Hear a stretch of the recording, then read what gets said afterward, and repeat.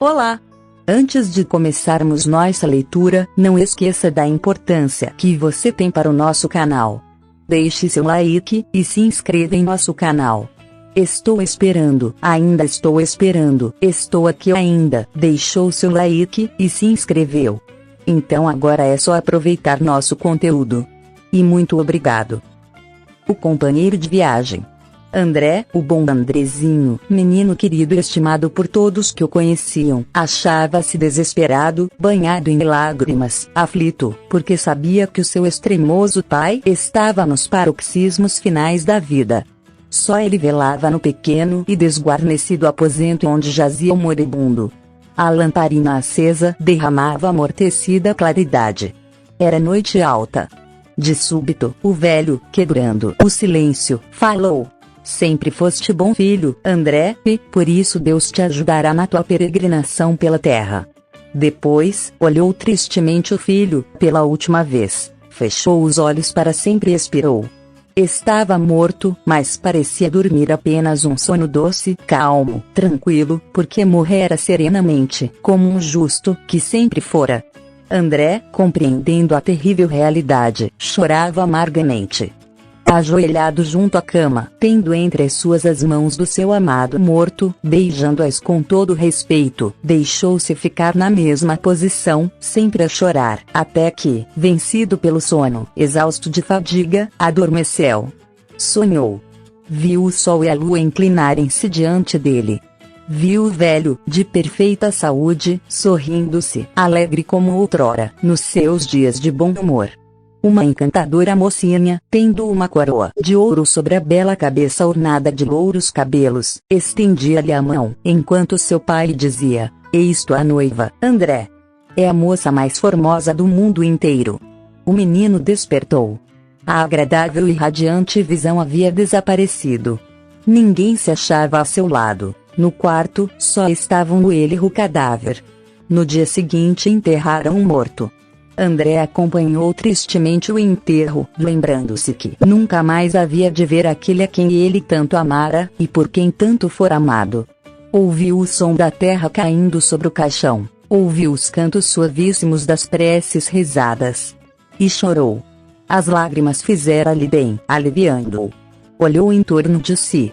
O sol brilhava majestosamente, dourando as árvores verdejantes, como se quisesse dizer-lhe: "Consola-te, Andrezinho, contempla este céu, tão azul, tão sereno. É nele que está teu pai rogando a Deus para que sejas eternamente feliz." Ali mesmo, no cemitério, o mocinho protestou consigo mesmo: "Prometo que serei sempre bom, porque quero reunir-me, um dia, a meu pai, que está no céu." Em seguida, tendo ajoelhado e rezado mais uma vez, no sepulcro do seu querido morto, retirou-se para casa, ainda triste, porém, resignado, consolado. Alguns dias mais tarde, André resolveu abandonar a sua aldeia natal, para correr o mundo em busca de trabalho. Firmemente resolvido a executar esse projeto, arrumou a sua trouxa, vendeu as poucas coisas que o velho deixara, conseguindo reunir apenas 50.000 réis, e pôs-se a caminho, tendo ido primeiro ao cemitério despedir-se do seu querido morto. Por muitos e muitos dias caminhou ele, sempre em frente, atravessando planícies, montes, vales, florestas e aldeias. Por toda parte, onde quer que chegasse, todos o acolhiam efusivamente, simpatizando à primeira vista com a sua fisionomia expansiva, leal, franca, honesta. E ninguém lhe recusava hospedagem. Outras vezes, porém, longe dos povoados, quando a noite baixava, dormia ao Deus dará, quer em pleno campo, ao relento, quer abrigado em algum velho tronco de árvore anosa. Não receava as feras, os animais, os bichos venenosos, acolhendo-se sob a proteção de Deus. Um dia jornadeava ele por uma extensa campina. Ao cair da tarde o tempo mudou bruscamente. Enfarruscou-se o céu, coberto de grossas nuvens negras. Ameaçava a chuva. Trovões ribombavam. Relâmpagos cruzavam-se nos ares. Ao longe, muito longe, erguida sobre um pequeno outeiro, alvejava uma capelinha. André correu para ela, e, vendo a porta aberta, entrou, para fugir ao temporal, que acabava de desabar. ajoelhou-se a um canto, fez a sua oração e adormeceu. Pelo meio da noite, despertou. A tempestade cessara. A noite tornara-se calma. Pela porta aberta, o luar entrava, iluminando a igrejinha. Foi só então que o rapaz reparou. No centro da nave estava um esquife aberto, com um cadáver, que não haviam tido tempo de inumar. Não teve medo porém, pois sabia que os mortos não voltam, e que só os vivos fazem mal, quando são maus. Depois de fazer uma breve oração por alma daquele finado, ia de novo adormecer, quando ouviu barulho de passos. Ato contínuo, entraram dois homens. Dirigiram-se para o caixão, e fizeram menção de carregar o corpo. Que querem os senhores com esse morto? Perguntou o mocinho, intervindo. Deixem-no em paz, pelo amor de Deus. Não, respondeu um dos dois malfeitores. Vamos atirá-lo fora, para servir de pasto aos urubus, porque ele nos devia dinheiro e morreu sem nos pagar. Ignora quanto montava a dívida, disse o moço. Toda a minha fortuna é 50.000 réis. De bom grado lhes darei, se os senhores prometerem que não exercerão tão mesquinha vingança. Pois sim, concordaram os dois perversos. Já que o senhor paga por ele, deixa-lemos apodrecer sossegadamente. André deu-lhe o dinheiro, e os malvados retiraram-se. Ao amanhecer, o generoso mocinho saiu da igreja, e prosseguiu na jornada, embrenhando-se numa floresta que viu em frente. Tendo-a atravessado, ao cabo de alguns minutos encontrou um rapaz, pouco mais ou menos de sua idade, que lhe perguntou: para onde se dirige você, camarada? Vou por esse mundo em fora, até encontrar trabalho, respondeu Andrezinho. Então vamos juntos, que eu sigo o mesmo destino, disse o outro. E perguntou-se em seguida: como te chamas? André, e tu? Miguel. Os dois moços caminharam lado a lado, ambos alegres, ora rindo, ora cantando, conversando, despreocupados dos prazeres da vida e das fadigas da jornada.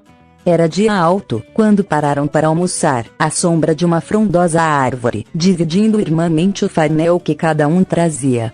Pouco depois viram passar, a alguma distância do lugar em que se achavam, uma velhinha, muito velha, encarquilhada e trêmula, carregando um molho de lenha que havia catado na floresta.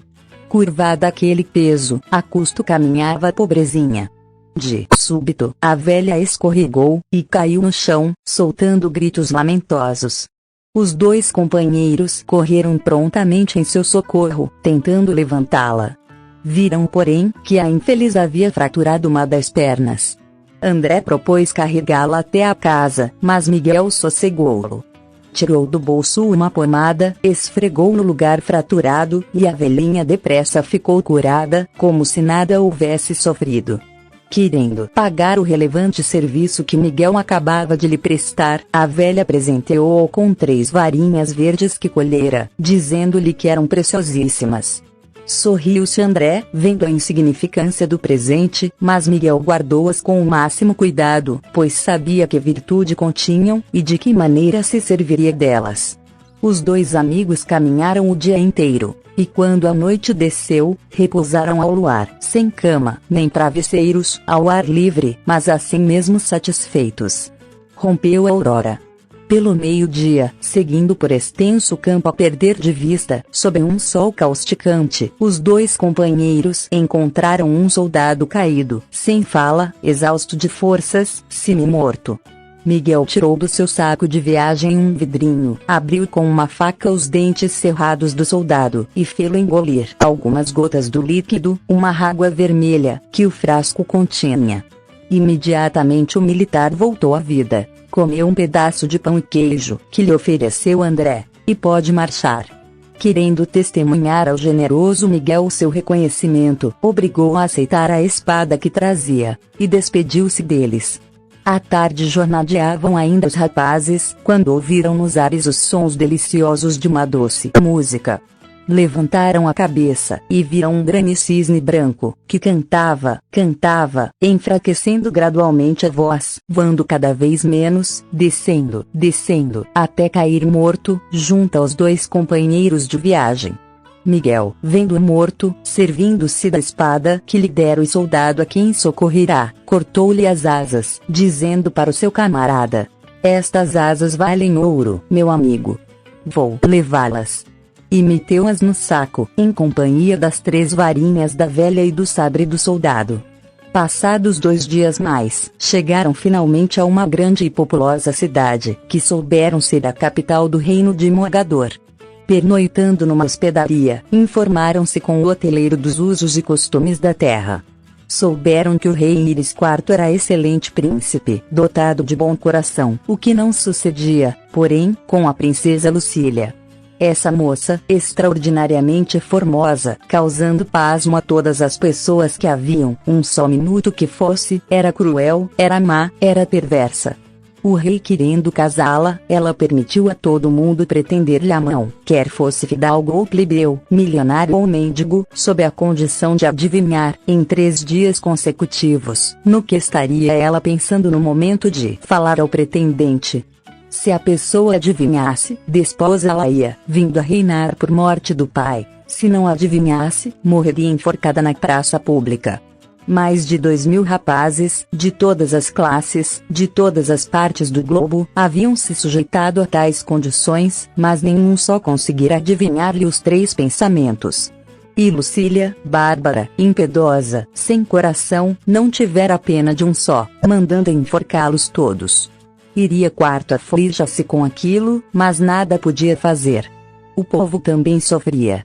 André ficou horrorizado, ouvindo a narração daquelas atrocidades, e amaldiçoava a princesa, opinando que devia ser açoitada, para castigo da sua maldade. Ainda estava sob tão desagradável impressão, quando ouviu na rua grande rumor de gritos, exclamações, urras e vivas. Correu à janela. Era a princesa Lucília, que passava montada a cavalo, e o povo aplaudiu-a, subjugado pela sua extrema beleza, todas as vezes que a avistava. Mal a viu, André empalideceu. Era a visão que vira em sonhos, no dia da morte de seu pai. Ficou alucinado. Esqueceu tudo quanto acabavam de lhe contar, para amá-la doidamente, apaixonadamente. Desde esse momento, tomou a resolução inabalável de se apresentar candidato à sua mão. Debalde o hoteleiro, que logo com ele simpatizara, lhe repetiu que a princesinha, por demais perversa, não tinha coração, espalhando-se mesmo a lenda de que era uma feiticeira, auxiliada pelo diabo. Debalde, seu companheiro de viagem, tentou dissuadi-lo daquela terrível ideia. André não os atendeu. Na manhã seguinte, vestiu-se o melhor que pôde, e encaminhou-se para o paço, pedindo uma audiência ao rei. Assim que o soberano viu aquele moço, formoso, simpático, alegre, atraente, e soube que se apresentava como candidato à mão de sua filha, ficou desesperado. Contou-lhe com a máxima franqueza qual era o caráter da maldosa princesinha, e mostrou-lhe num dos jardins reais, esqueletos sem conta dos pretendentes. Não conseguiu, porém, fazê-la mudar de resolução. Então, o velho monarca mandou chamar Lucília, apresentou-lhe André, que ao vê-la mais apaixonado ficou. Marcou-lhe o dia seguinte para a primeira prova de adivinhação. Na cidade, a consternação era geral. Lastimavam todos a sorte do belo e amável estrangeiro, pois ninguém duvidava que havia de ser fatalmente a vítima da maldade de Lucília. Fizeram-se preces públicas. Fecharam-se os teatros. Nenhum só divertimento público funcionou. Toda a gente trajava luto. Ele era o único que se conservava calmo, contando que Deus o auxiliaria no momento da adivinhação. À noite deitou-se tranquilo, como costumava, depois de ter feito as suas orações, e não tardou em adormecer. Miguel, também, deitou-se em outra cama, no mesmo quarto da estalagem, e fingiu que dormia. Assim, porém, que viu o companheiro ferrado no sono, levantou-se sorrateiramente. Abriu o seu saco de viagem, apanhou as 2 asas do cisne que matara, e colocou-as nas espáduas, bem grudadas, muniu-se de uma das 3 varinhas que lhe dera a velha da floresta, e, tornando-se invisível, voou pelos ares, em direção ao palácio de sua majestade ao rei Íris IV, soberano de todo o vastíssimo país de Mogador e terras circunvizinhas. Aí esperou algum tempo. Pouco depois, viu abrir-se uma das janelas dos aposentos da princesa, e ela aparecer, voando com asas pretas, envolta num grande véu de filo alvíssimo. Miguel, sempre invisível, voou acompanhando-a, mas a fustigá-la com a varinha, sem piedade. Longa foi a viagem pelos ares, até que finalmente chegaram a uma gruta que havia no meio da mata. Morava aí o horrível feiticeiro Barraguzão, que era o padrinho de Lucília. A moça, tendo entrado, contou-lhe o que se havia passado, a chegada do novo pretendente, a vinda dela pelos ares, sentindo, entretanto, que a açoitavam. Pediu-lhe conselho como responderia no outro dia, por ocasião da audiência. O infame bruxo explicou-lhe que as pancadas que ela sentira eram da neve, caindo, e recomendou-lhe que, no momento em que André se apresentasse para lhe adivinhar o pensamento, pensasse numa coisa muito simples. E combinaram que seria nas botinas dela. Lucília despediu-se e voltou, voando pelos espaços, sempre seguida de Miguel, que invisivelmente não cessou de chicoteá-la, até chegarem ao palácio. O misterioso companheiro, deixando a moça entrar, voltou para a hospedaria, desgrudou as asas, que guardou cuidadosamente, e deitou-se, sem que Andrezinho houvesse dado por falta dele. Este acordou cedo, e começou a vestir-se, sem se preocupar sequer com a sorte que lhe estaria reservada se não adivinhasse o pensamento da princesa. Toda entregue à sua paixão, só pensava em Lucília, amando-a cada vez mais. Quando ia saindo para o palácio, para se submeter à primeira prova, ainda não havia decidido como responder. Então, Miguel chamou-o e aconselhou-o. Olha, André, naturalmente a princesa, para te desnortear, há de pensar numa coisa muito simples. Assim, acho que deves lembrar de um dos objetos de seu vestuário, nas botinas, por exemplo. Pois sim, respondeu ele. Direi que é nas botinas que ela está pensando. No momento solene da audiência, perante a corte reunida, em presença do rei e dos grandes dignatários do reino, André compareceu. Lucília, lá estava, deslumbrante de beleza, mocidade e graça, sentada num trono de ouro e marfim. Então, em que estou pensando? Nas botinas de Vossa Alteza, respondeu o moço. A princesa ficou desapontada, mas não teve remédio senão confessar que era verdade. Entretanto não desanimou, recordando-se que ainda faltavam 2 provas, não sendo provável que o pretendente se saísse tão bem em ambas. André passou o dia inteiro satisfeitíssimo, e assim todo o povo. Já tinham alguma esperança que o jovem estrangeiro pudesse adivinhar os outros 2 pensamentos. À noite, o rapaz deitou-se calmamente, confiando em Deus. Logo que o viu adormecido, Miguel levantou-se devagarino, como fizera na véspera, apanhou outra vez as asas do cisne e a segunda das 3 varas que lhe dera a velhinha da floresta. Repetiu-se ponto por ponto a cena da noite anterior. O misterioso companheiro de viagem, voando invisivelmente pelos espaços, acompanhou Lucília, fustigando-a sempre, até a caverna do horrível bruxo. Aí, narrou Lucília o que se tinha passado, e Barragazão, o feiticeiro, aconselhou-a que se pensasse nas luvas. Mig, o que tudo ouvira, ao despertar disse a André que havia sonhado toda a noite com a princesinha e suas luvas, e pois aconselhado-a que se referisse a elas, quando lhe perguntasse em que estava pensando. O moço obedeceu, e Lucília quase morreu de dor, vendo adivinhar pela segunda vez o seu pensamento. A população estava em delírio, sabendo que havia sido coroada de bom êxito a segunda prova. Fizeram-se deslumbrantes festas, para comemorar o acontecimento. Na terceira noite, André dormiu calmo e sereno, como nas precedentes, e Miguel levantou-se sem barulho. Abriu o seu saco de viagem, grudou nas omoplatas as 2 asas brancas do cisne, muniu-se da terceira e última varinha com que brindara a velha da floresta, pôs a cinta a espada do soldado que socorrerá. E, descerrando a janela, voou em direção ao Palácio Real. Pouco depois, do mesmo modo que nas noites anteriores, apareceu Lucília, e ambos, Miguel, sempre invisível, açoitando-a sem cessar, voaram para a caverna do feiticeiro. Longa foi a confabulação. A princesa estava desesperada, porque André já tinha adivinhado 2 vezes seguidas, e podia sair-se bem da terceira. O bruxo, porém, sossegou-a. Não. Ele tem acertado porque tens pensado em coisas simples. Amanhã pensarás em minha cabeça. O estrangeiro não me conhece, naturalmente não sabe sequer que existo, e assim perderá. Lucília, muito satisfeita, aceitou o conselho, e partiu para o palácio. Miguel deixou-a sair, e, vendo-se só com Barraguzão, puxou da espada, e, de um golpe, lhe decepou a cabeça. Embrulhou-a num lençol, e voou para a estalagem. À hora da audiência, André pediu-lhe conselho como deveria responder, vendo o bom êxito das 2 primeiras vezes. Então Miguel deu-lhe o embrulho, contendo a cabeça do feiticeiro, recomendando que só o abrisse no instante em que a princesa lhe perguntasse no que estava ela pensando.